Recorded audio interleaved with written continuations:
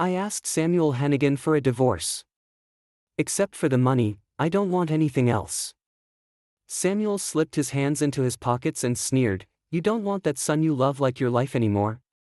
"No, I don't."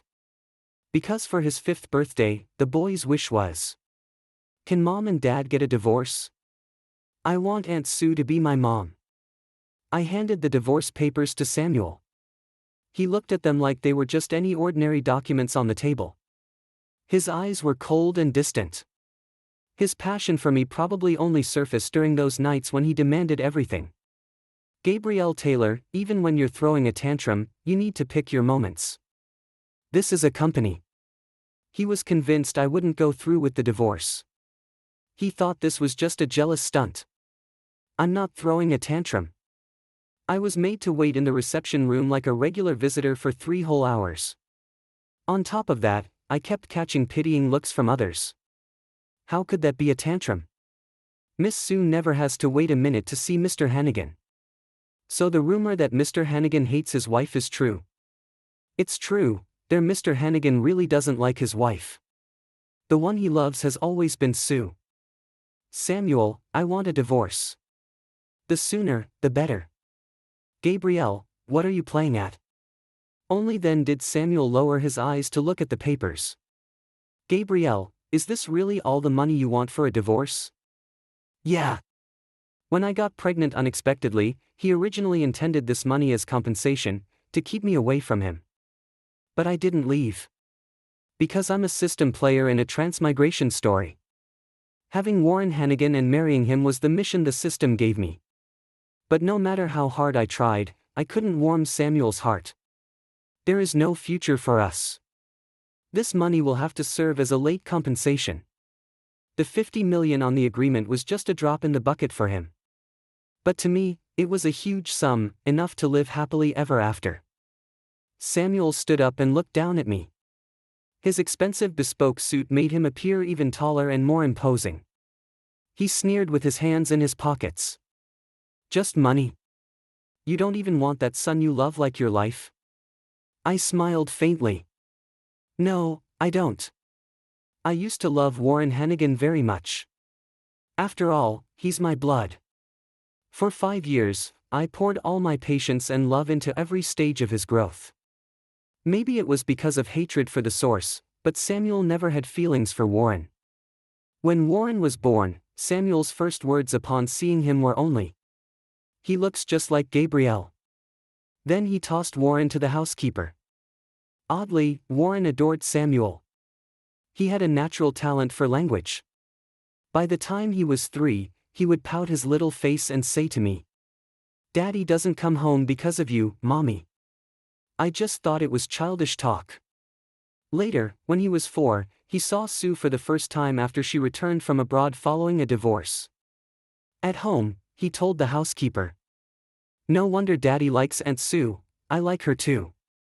Aunt Sue is gentler than Mom and knows how to make me happy better. Because I wouldn't let him eat too much candy.' He pouted in anger. I had just come out of the kitchen when I heard his complaint. Trying to keep my discomfort down, I softly said, 'Warren, Mommy will make you some new candy. Mommy's own recipe, pear and hawthorn, tasty and healthy.'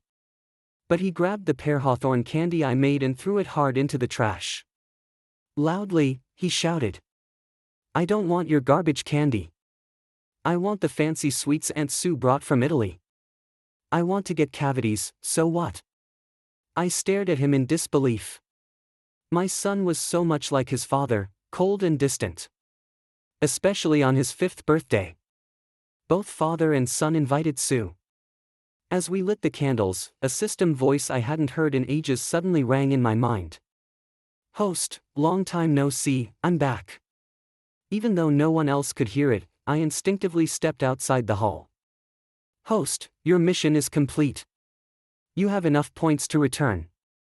In my original world, I was injured and became a vegetative patient. So I made a deal with the system, complete the mission and wake up. You can also choose to stay since you have a family now. In your original world, you were lonely. Just as I hesitated, Warren made the decision for me. The moment I stepped back inside, I heard his birthday wish. His voice was clear and loud, without any attempt to hide it from me. Can Mom and Dad get a divorce? I want Aunt Sue to be my mom. Everyone was stunned. Samuel only frowned slightly. Pick another wish. Sue covered her mouth, laughing. Hey, you can't say that. You're such a cute kid. But her eyes couldn't hide her pride. I smiled faintly. Then I turned to the system and said, "Help me go home. I don't want to wait a second longer." But the system gave me bad news. Since the central system has accepted so many second and third transmigrations, there's now a cooldown period after leaving. I was stunned. The system cleared its throat. Just like your human divorce cooldown, you need to wait. Wait how long? I tried to keep it polite. 3 years. 3 years? System, don't you think that's too long? Won't the food get cold? The system paused. Host, your insult is quite sophisticated. After 3 seconds of silence, it said, "Consider it compensation for my long absence. I'll increase your points by 1/3 to redeem your full health after waking from the vegetative state." Fine, then I'll get the divorce first. That's why I stood in Samuel's office. Samuel, let's get a divorce. Samuel lit a cigarette with a snap. He blew out smoke rings, smiling cockily. Gabrielle, have you forgotten? Who said 5 years ago that without Warren Hennigan, she'd die? That was me. That year, when Samuel heard Sue got married abroad. He tormented me all night long. The next day, I developed a high fever and burned alone in the house for 3 days. In my haze, I forgot to take my medicine. Later I found out I was pregnant with Warren. When Samuel learned, he coldly told me to abort. I remembered the system's words, "If you abort now, you fail the mission." Do you understand the consequences, host? I could only beg Samuel, "If I lose the baby, I'll die." If I hadn't begged, with his ruthless business style, he would have found ways to deal with me. Samuel is ruthless to everyone, including himself. His only weakness was Sue, who grew up with him in an orphanage and once saved him. Sue was later adopted by a wealthy family. Samuel was wild as a kid and risked everything to climb to the top of the business world, all to win the approval of Sue's adoptive parents and marry her. Unfortunately, before he could give her the huge pink diamond he had, news came that Sue was getting married. Only much later did I learn. Samuel suddenly proposed to me. It was because of something Sue said. "Samuel, I'm getting married. I hope to hear good news from you." 4. I looked at Samuel's handsome face. But in my heart, I thought, I hope I never have to see him again. I said calmly, "Since both you and your son like Sue so much. After the divorce, you two can start your own family. Wouldn't that make everyone happy?" Samuel narrowed his eyes at me. One well-shaped hand pinched my chin. And he sneered with contempt, "Playing hard to get?" Then he wiped the smile away and said sharply, "You want to play games? Fine, I'm game. Add one more condition: after the divorce, without my permission, you are never allowed to see Warren on your own." Threatening me? If this had been before, that would have been a fatal blow. Love makes you vulnerable.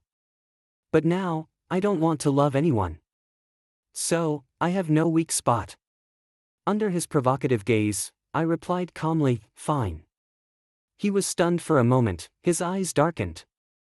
He grabbed a pen and quickly scribbled on the agreement. Then tossed a copy to me. I picked up the agreement and turned to leave. Samuel bit his molar and said, "Gabrielle, you better get out of the Hannigan house tonight." "That's fine." My emotions were unnervingly steady. But I paused, smiled, and asked him, "You want me to leave before the divorce papers are finalized? If I'm leaving, make sure you pay the alimony in advance." "Thanks." Samuel's face showed a flicker of annoyance. But knowing him, when it comes to money, he's still generous. "No surprise, I'll probably get that $50 million tomorrow." That's good. 5. Watching Gabrielle walk out of the office without looking back. Samuel felt an inexplicable irritation. Just then, Foster, his special assistant, came in with some documents. He'd worked with Samuel for many years, practically a trusted aide. "Brother Samuel, Gabrielle wants a divorce?" Samuel exhaled smoke and said coldly. "It's just a tantrum. She won't dare. How could she bear to abandon Warren?" Foster smiled. "True, Gabrielle loves you and the kids so much, maybe it's just a mood swing. Brother Samuel just needs to soothe her." "No need to soothe. Knowing her, she'll be back crying for forgiveness within 3 months." Foster chuckled, put down the contract, and left. Samuel looked down from the 30th floor, watching the lights gradually come on in the buildings below. Out of nowhere, he thought of Gabrielle from years ago. The first time she was beneath him, nervous and scared like a helpless little rabbit. Her eyes red, her voice trembling. Speaking words he didn't understand. "Samuel, I'm not just here to win you over, I really like you. Otherwise, I wouldn't do this with you. Samuel, please treat me better from now on, okay?" Samuel bent down and silenced her chatter with his lips. And stilled her soft cries through the night. Over the years, Gabrielle was obedient and well-behaved. The only thing that ever angered him was her scheming. Using their child to pressure him. Absurdly claiming, "If the baby's gone, the mission fails, and I won't exist." He had to punish her. So for 5 years, he never gave her a kind look. Anyway, she had nowhere else to go, she'd be by his side until death. Her innocent plea echoed in his ears again. "Samuel, I want a lovely child, the 3 of us living in a warm little home, okay?" No. He didn't want a family at all. He never had one growing up. Now that he controlled everything, he certainly didn't need one. On the day Gabrielle asked for a divorce, he inexplicably skipped a dinner and came home early. "Where's Gabrielle?" The maid whispered. "Madam moved out this afternoon." Samuel's irritation deepened but didn't show on his face. He just snorted coldly, "She's good at pretending." Then he walked into his study and ignored it. 6. After getting the agreement, I returned to the Hannigan house. I packed a few things simply and prepared to leave. Warren was sitting in the living room, playing on a tablet, candy stuck in his mouth. Colorful wrappers were scattered everywhere. He looked up at me and said flatly, "Dad lets me eat these. Sue Auntie gave them to me, mind your own business." I smiled, "I don't care. Eat 100 if you want." I squatted and pinched his cheek. "You're the one who'll get cavities, not me." "Warren Hannigan, I'm leaving." "Where?" "Making room for your new mom. I won't be coming here anymore." Warren frowned, looking just like his dad. "Mom, stop talking nonsense. Dad says you're an orphan. You cling to him because you have nowhere else to go. Mom, can you be a bit more mature? Auntie Sue wouldn't be this childish, running away from home at your age. Mom, just go. I won't miss you." Then he lowered his head and kept playing. Before, I would quietly take away his device. And say, "Mom will play Lego with you, okay? Mom will swim with you. Mom will read picture books with you." I would sacrifice a lot of my own time to give him quality time. Now, I don't care anymore. Whoever wants to deal with it, deal with it. Alright, Warren Hannigan, hope your mouth stays this stubborn. Saying that, I dragged my small suitcase and stepped out of the Hannigan house. The sunlight was warm on me, making my eyes sting slightly. But in my mind, 4 words appeared. Growing towards the sun. 7. I rented a unit in a boutique complex with 2 elevators serving each floor. No need to buy, after all, I can't take it with me in 3 years. The community is beautiful, with a pleasant view. Opening the window, I can see the sea. But also, I saw someone jump into the sea. A little kid, alone, slowly walking toward the waves. Instinctively, I slipped on my sandals and rushed downstairs. Just across the street in some greenery was the beach. I scooped up her small body. "Where are your mom and dad?" The little girl looked about 3 years old, with big round eyes like grapes. Her eyes were watery, like she'd just been crying. But she didn't say a word, only clutching her little dress tightly. Camilla, a young handsome man, approached. I hadn't noticed before, but someone had been watching the girl from a hammock in a tree on the beach. "Thank you. But don't worry, she wouldn't go any further." I was watching. The man stepped forward to pick up the girl. "Camilla, come home with Daddy." But the girl hugged my neck and wouldn't let go. Her pink lips whispered 2 words, "Hug me." The man was surprised but smiled. This is the first time Camilla has actively asked a stranger for a hug. She was so soft and smelled like baby powder, really nice to hold. I couldn't push her away, so I carried her back to the complex. Turns out they lived next door to me. The man thought for a moment. "Miss Taylor, Camilla really likes you. I know you're single and currently unemployed. It's just the two of us, father and daughter. I'm upright, no bad habits, and a doctor." I handed the child back to him. In a voice she couldn't hear, I said, "Even if you're a doctor, you can't use your child to flirt. Checking up on my personal info too? You look like a male model but act so creepy." He looked at me baffled. "Miss Taylor, can you help watch Camilla for a while? Until I find a nanny Camilla likes." "Of course, you can pay whatever you want." Ah, that's what he meant. He cleared his throat. "Well, I know your personal info because I'm your landlord." I verified it, it was really him. I'm the kind of person who admits when wrong and knows how to be flexible. "Sorry, landlord, I was the creepy one." 8. Maybe softened by the little girl's pitiful eyes, I agreed to watch Camilla for a while. She was quiet and didn't talk much. When not in kindergarten, she often brought a small stool and sat watching me arrange flowers or paint. Every time I finished something, she'd clap her chubby hands and praise me. "Great job, Gabrielle, great job." I made her call me by my name. I liked that, being friends with a child. Sometimes I caught myself daydreaming. Warren Hennigan never acted like this. He always complained, "Mom, I'm bored. Play Legos with me." Camilla was such an adorable, soft little human, truly healing. Her only strange habit was often calling out "Mom" and "Dad" in her sleep, waking with watery eyes. I'd hold her close and quietly soothe her. Gave her a pear hawthorn lollipop I made. She popped it in, eyes closing into happy crescents. She kissed me, it tasted fruity and sweet.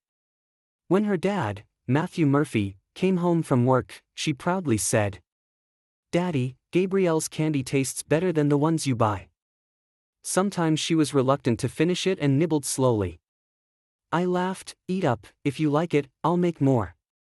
What Warren Hennigan didn't appreciate, others treasured. Before the divorce, my life revolved around Warren Hennigan. Even a short outing would have me worrying if he got hurt. Maybe with Camilla's company. These days away from the Hennigan house, I rarely thought about Warren Hennigan or that family. Instead, the butler contacted me several times. "The young master misses his bedtime story, you haven't been telling it. He'll get used to it. The young master has a toothache. Will you come back to keep him company?" "No. I'm not a doctor." 9. A few days later, I unexpectedly ran into Warren Hennigan. Matthew Murphy was out of town for a conference and asked me to help with Camilla's school run for a few days. But I forgot Camilla's new kindergarten was the same as Warren Hennigan's. Matthew Murphy really spares no expense for this insanely expensive private school. I carried Camilla out of the car and just as I sent her inside, I bumped right into Warren Hennigan. Samuel sat expressionless in the car. Warren opened his mouth to say "Mom," but swallowed the words. Even if divorced, he was still my son, an old acquaintance. I greeted him cheerfully, "Hi, Warren Hennigan." He didn't respond, puffed up like a balloon, he stormed into the classroom. Samuel, my ex, was also an old acquaintance. But I wasn't eager to say hi. Unexpectedly, he humbled himself and got out of the car first, speaking. Didn't I say? No private meetings with Warren Hannigan without my permission. I laughed at him. We didn't meet, just ran into each other. Believe it or not. I ignored him. Samuel sneered behind my back. Gabrielle, how long are you going to keep up this stubbornness? 10. Gabrielle had been away from home for over a month. Samuel didn't understand. She was just a fragile woman. Why did the house feel so empty without her? But he wasn't particularly uncomfortable. Only Warren Hannigan often cried and clung to the butler, asking, "When is Mom coming home?" Samuel couldn't describe his feelings toward Warren Hannigan. Maybe because as a kid, he was abandoned near a garbage dump.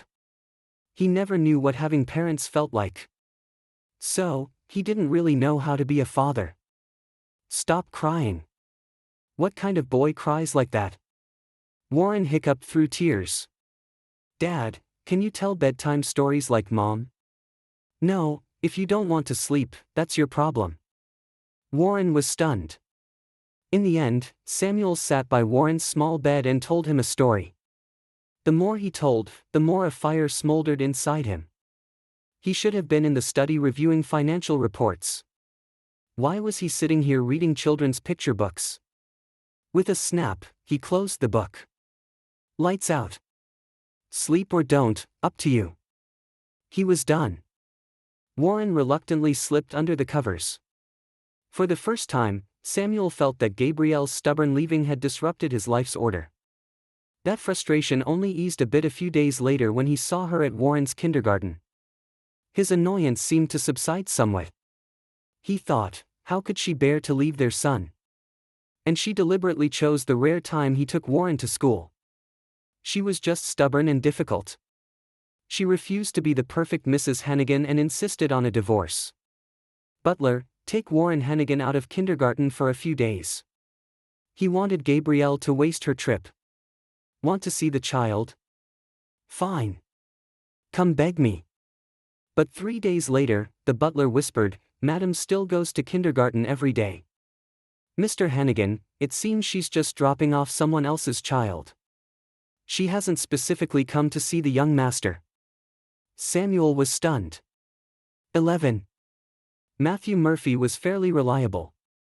By the third month I was watching Camilla, he had already hired a kind nanny to care for her. Out of habit, I still helped when I had time. Saying I was watching her was more like keeping each other company. When Matthew wasn't busy, he would often cook for me. Maybe because of his medical background, he would carefully remove fish bones or separate meat from bones before cooking. The food tasted pretty good. Every time, I'd feel a bit hesitant but still happily finish the meal. After eating, Camilla usually played with magnetic puzzles at the small living room table. We'd sit on the sofa chatting. There was an inexplicable feeling of peacefulness. I heard from the nanny that Camilla has been calling out Mommy and Daddy in her sleep again. Matthew nodded. The new nanny, Camilla just needs some time to adjust.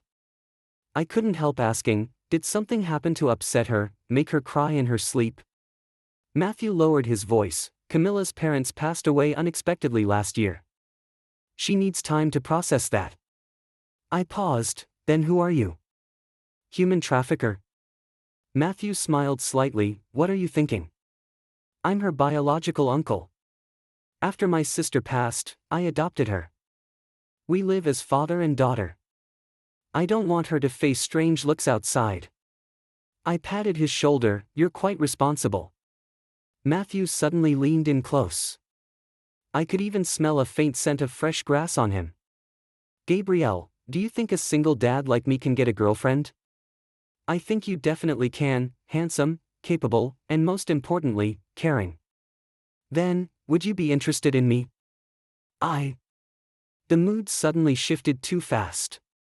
I was caught off guard. I can't. Why not? In 3 years, I'm going back home. Matthew's faint smile faded. There was a hint of sadness on his face. Gabrielle, you still can't forget your ex-husband, can you? I laughed, no way. I heard he's getting married soon. Matthew's lashes fluttered, his eyes brightened a little. His voice held an excitement he couldn't hide. Really? Should I send him a big wedding gift and wish him well? I was stunned. Matthew Murphy, why are you so excited about my ex getting married? He looked happier than if it were his own ex. 12. Almost half a year had passed. Gabrielle showed no sign of returning to the Hannigan family. She seemed to have left cleanly and decisively. Samuel was busy every day and rarely thought of Gabrielle. Warren Hannigan hardly cried anymore. He often just stared blankly at the wooden puppet Gabrielle made. But the nannies took good care of him. Samuel wasn't worried. But Sue had hinted to him many times. Samuel, do you think my fingers look good with this pink diamond? Rumors spread that Samuel was going to marry Sue. I don't know if Gabrielle heard that. Sue was someone Samuel had liked for a long time. Maybe childhood memories ran deep. When he first arrived at the orphanage, thin and weak, his eyes were fierce like a wild leopard that wouldn't give up. Because of that, he was often bullied by the kids there. One day, he got beaten badly. Sue called the director, and the bullies finally scattered. Sue smiled and handed him a fruit candy. Here, it's very sweet. It really was, the sweetest candy he ever had as a kid. He never doubted that the woman he loved most was Sue. But a small part of him felt conflicted. Like the time he was inexplicably driven to drive down to Gabrielle's apartment. He saw Gabrielle smiling as she walked into the community with a handsome man and a cute little girl. He recognized the man. He was surprised Gabrielle knew someone like that. Just as Gabrielle stepped out alone, he stopped her, smirking, "You're keeping your cool this time." Gabrielle was stunned, said nothing. Shouldn't she be happy he came? Wasn't he giving her a way out? She stayed silent, which made Samuel oddly upset. Gabrielle, you know my temper. Once I decide something, I don't change. If you want Warren Hannigan back, move back yourself. Otherwise, I'm marrying Sue, and you won't get another chance. Gabrielle's expression was as calm as when she filed for divorce half a year ago in his office. Congratulations, Mr. Hannigan. Thanks for your hard work, Mr. Hannigan. If you want me to send a wedding gift, you could have just asked. Samuel's heart suddenly hurt. A sudden, burning anger flared up inside him. Gabrielle, do you think you caught a big fish? 13. I was stunned. What big fish? Samuel sneered, the Murphy family heir from South City, Matthew Murphy. I'd vaguely heard Samuel mention him before. In business, the toughest opponent was the Murphy family of South City. They had influence everywhere and plenty of money. Matthew Murphy seems like a small-time doctor, but he's the only heir of the Murphy family, and he will eventually take over the family business. Do you really think they'll marry a twice-divorced woman like you? I didn't like hearing that. So what if I'm twice divorced? Is that a problem with the woman? Many who are divorced twice just had bad luck and met bad men. Samuel, good thing you have some money, otherwise with your bad temper, your cold treatment in marriage, and your habit of arguing with your ex-wife after divorce. In our village, you'd be single forever. Samuel was unexpectedly speechless and lowered his face. I felt a little pleased for some reason. Ignoring his sour expression, I turned and walked away. Unexpectedly, I caught Matthew Murphy listening quietly nearby. I cleared my throat. I'm usually pretty gentle, not like this, believe it? Matthew nodded, I believe you. As we walked, suddenly we exchanged a knowing smile. I asked him, what are you smiling at?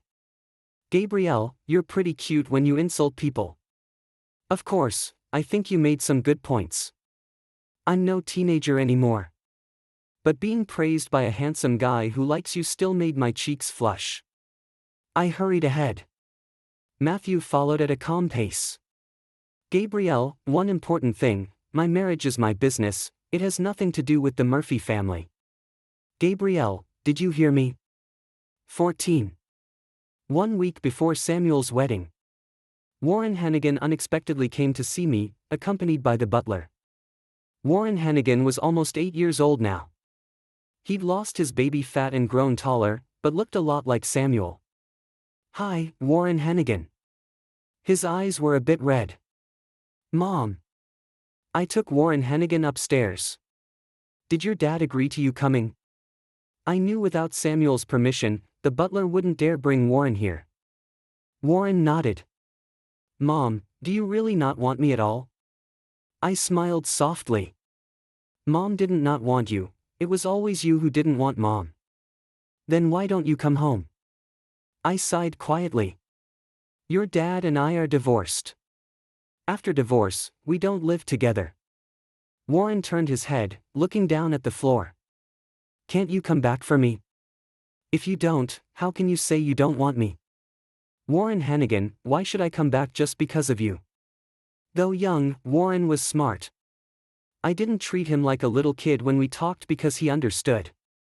In the past, I was so desperate to survive the mission and so hungry for love, I clung to the ideal family I wanted, a loving husband and adorable kids. But everything's like sand in your hand, the tighter you hold, the faster it slips away. For the last 5 years, I only revolved around you and your dad, and I lost myself. That kind of self-sacrificing love doesn't bring happiness. You have to love yourself first before you can love others. Warren, it's not wrong for Mom to love herself first. Warren seemed to half understand, murmuring, "Then why didn't you take me after the divorce?" I looked at him seriously. "I could have taken you. I could have stayed away from my own world. After all, I gave birth to you, so I need to take responsibility. But Warren, think carefully, if you lived with me, you wouldn't have luxury cars, no huge inheritance, and no army of nannies and drivers surrounding you. You'd just have the ordinary life you see now. Would you want that?" Warren hung his head silently. "I know my child well. He has his own choice." Suddenly, there was a knock at the door. When I opened it, a pink little bundle of joy ran straight into my arms. "Gabrielle, Gabrielle, I want pear candy." Camilla blinked when she saw Warren. "Gabrielle, is this handsome brother your son?"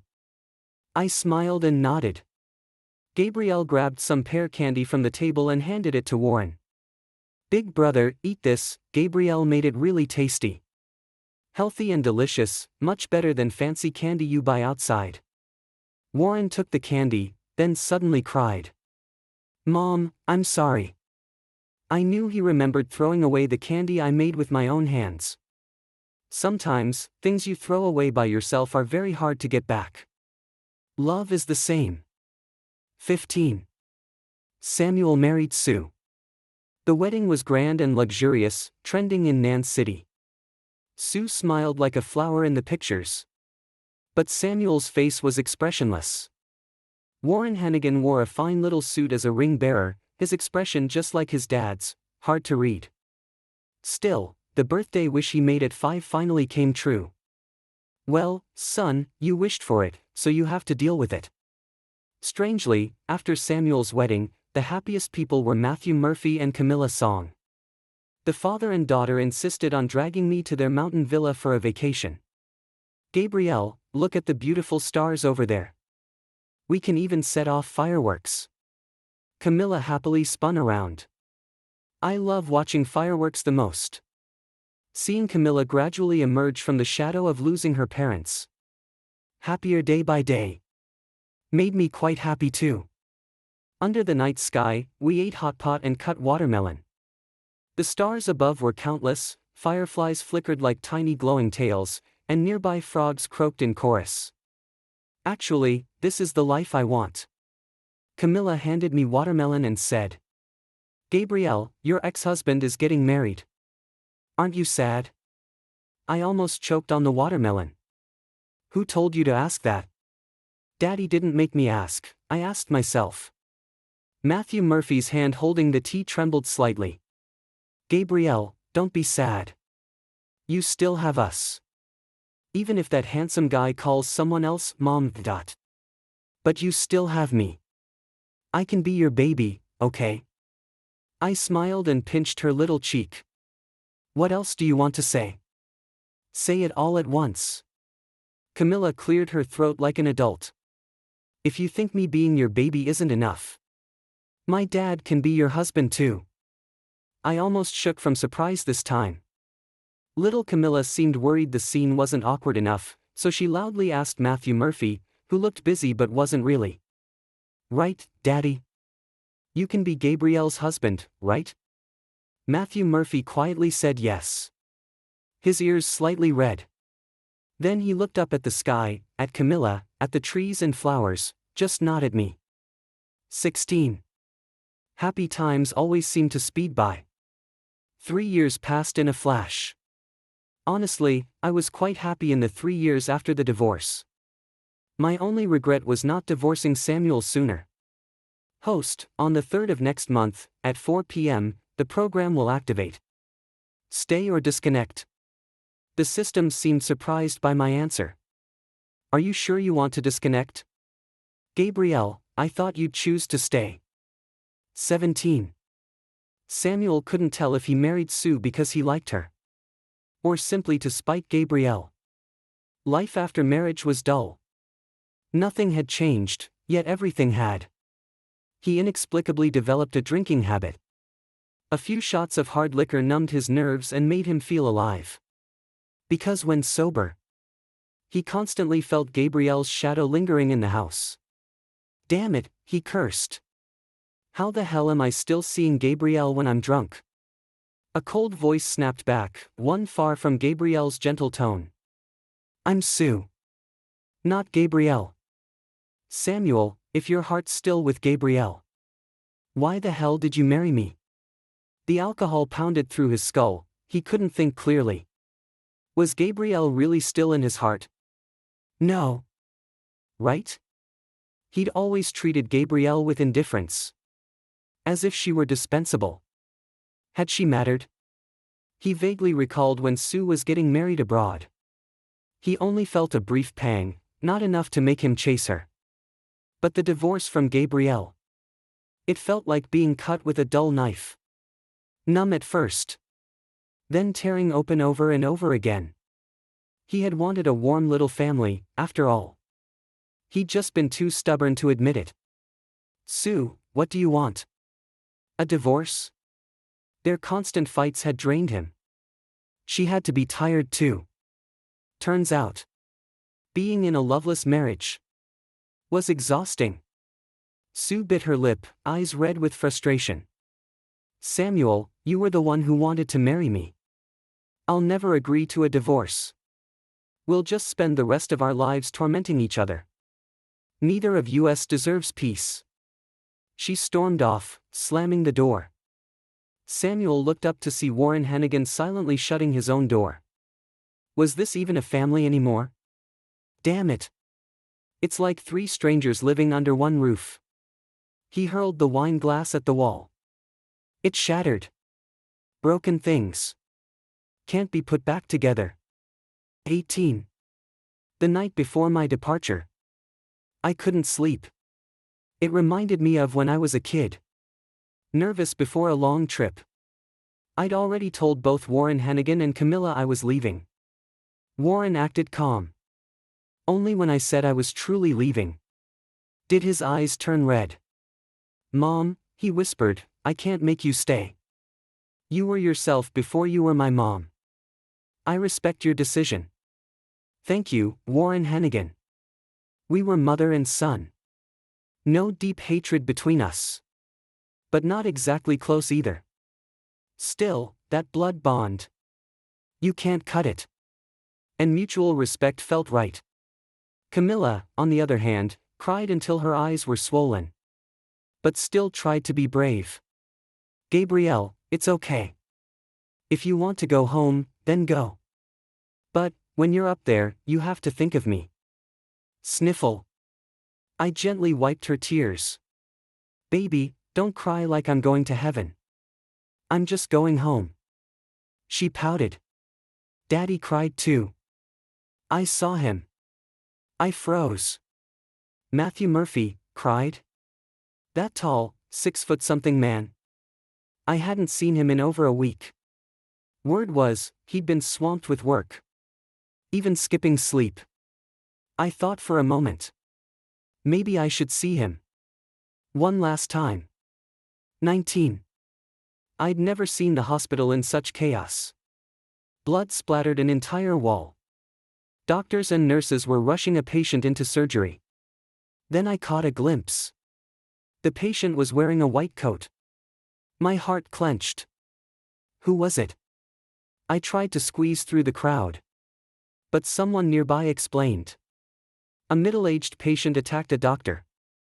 Then jumped off the building to take his own life. That injured doctor, Dr. McBride, was kind, skilled, and so well respected. It's heartbreaking. My chest tightened. I knew Dr. McBride. He was Matthew Murphy's friend and colleague. A good man. A good doctor. Then more gossip reached my ears.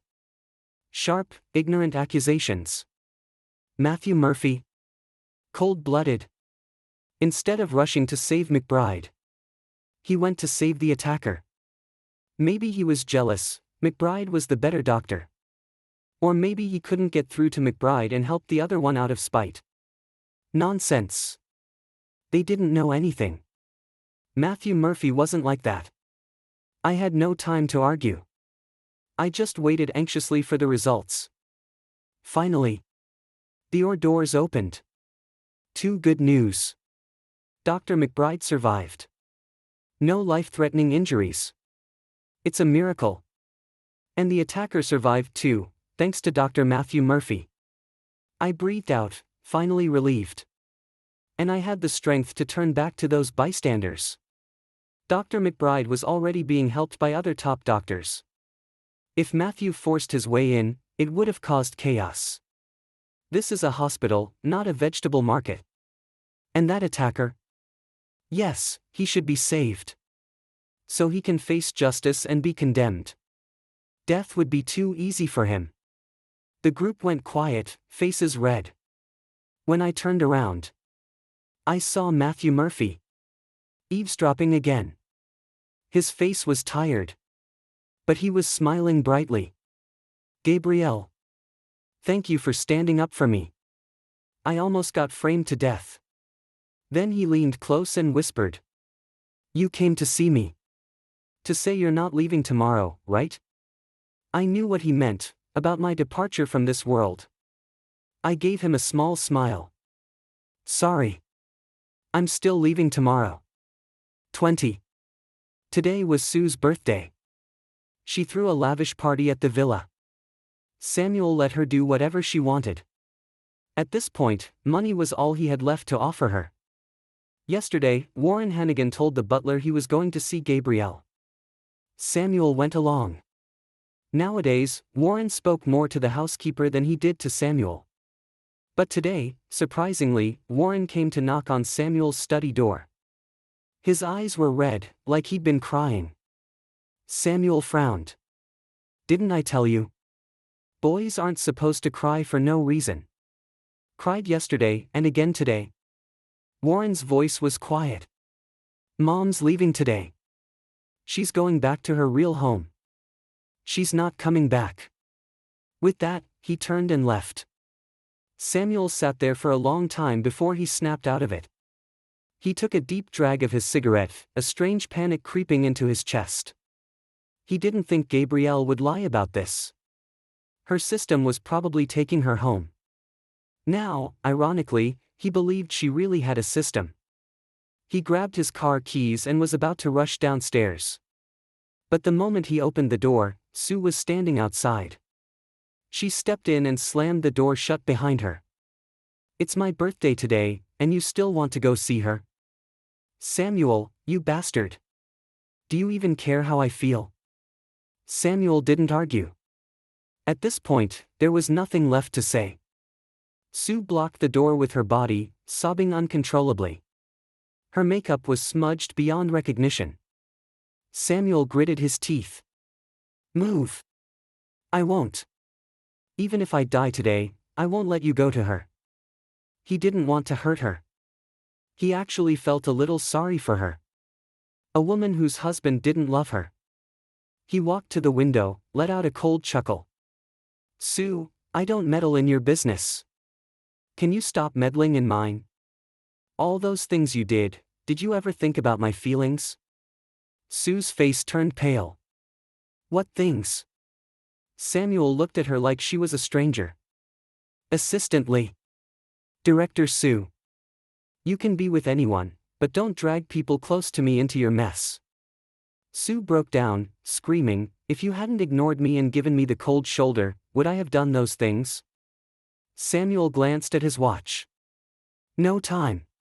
He flung open the second-floor window and jumped. If he didn't leave now, he felt like he'd lose his mind. He got into the car and slammed the gas pedal to the floor. Maybe this was his last shot.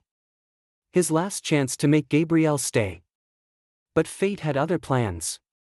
He sped like mad, only to crash head-on with an oncoming sports car at a corner.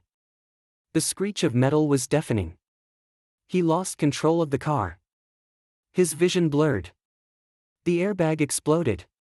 Blood dripped from his scalp. One leg was pinned under the seat, likely crushed.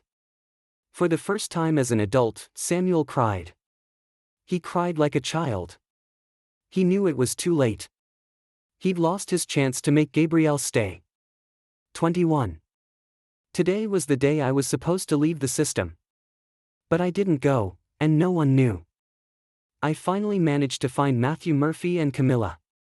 Under the warm sunset, Matthew stood like a sculpture, quietly staring at the coastline. There was a kind of hopelessness in his eyes. Camilla was nearby, digging in the sand with the little shovel I'd given her. Muttering to herself as she dug. I walked closer, then couldn't help but smile as I heard. Crab, don't pinch me. Gabrielle's gone. I thought of 100 happy things to keep from crying. If Dad can hold it in, so can I. But if you pinch me too hard, I will cry. I crouched down and carefully moved the tiny crabs away. Keep digging, sweetheart. Camilla looked up, stunned. Then she turned and shouted, Dad, hurry. I'm hallucinating in broad daylight, I just saw Gabrielle. Under the golden sun, Matthew's lips curved up faintly, his eyes tinged red. Camilla, it's real. Gabrielle came back. Camilla squealed with joy. Gabrielle, you're not leaving, right? Matthew put his hands in his pockets. Didn't you say you were going out today? I pointed at the cake beside me. It's your birthday. I went out to get you a cake, isn't that allowed? Matthew's smile lit up completely. Camilla ran circles on the beach, laughing as the waves chased her tiny feet. Matthew's eyes glistened. Wait, don't tell me we're the reason you didn't leave? That'd make me feel really guilty, Gabrielle. I smiled. Matthew Murphy, you're being dramatic. It's not because of you guys. It's because I can't go back yet. 22. Yesterday at the hospital, the system was still complaining. Women are so fickle. You said you were leaving last month. Now you're staying. System, do me a favor, can I trade all my points to save Dr. McBride? The system had told me before. Dr. McBride wasn't supposed to make it. His death was inevitable. If you're sure, host, I'll clear all your return points. You'll lose everything, and you won't be able to go home. That's fine, system. I'll earn them again. And if not, I'll borrow yours. The system lost it. You little freeloader. Stop thinking about using my points. I'm a stingy, selfish system. No, you're a kind system. I knew, there was never a 3-year cooldown period. The system made that up. The central system would never set a rule like that. Because my system, more than anyone, just wanted me to be happy. In the other world, I was just a lonely patient in a coma, no family, no friends. The system wanted me to find happiness here. Even this home we lived in, it helped me find it. Host, this place is perfect. I have a feeling we'll both get rich living here. What would a system need wealth for? It just wanted me to meet people who mattered. It didn't work in vain. Thanks to it, I met Matthew Murphy and his daughter. 23. I traded all my points with the system to keep Dr. McBride alive. So, I can't leave anymore. When I said that, Matthew Murphy froze. Then he pulled me tightly into his arms. Cold tears slipped down into the crook of my neck. Gabrielle, thank you. You're really amazing. Camilla clapped and giggled beside us. Dad, you're so embarrassing. You cry even more than me. I laughed and nudged him. Seriously, you're almost 6 feet tall, crying like this, are you trying to flood the beach? Matthew straightened up and cleared his throat. It's not 6 feet. I blinked. What do you mean? It's 6 feet 2.7 inches, to be exact. I burst out laughing. Camilla laughed too. As the sun finally dipped below the horizon, the three of us walked home together, bathed in the sunset glow. A real family, going back to our home.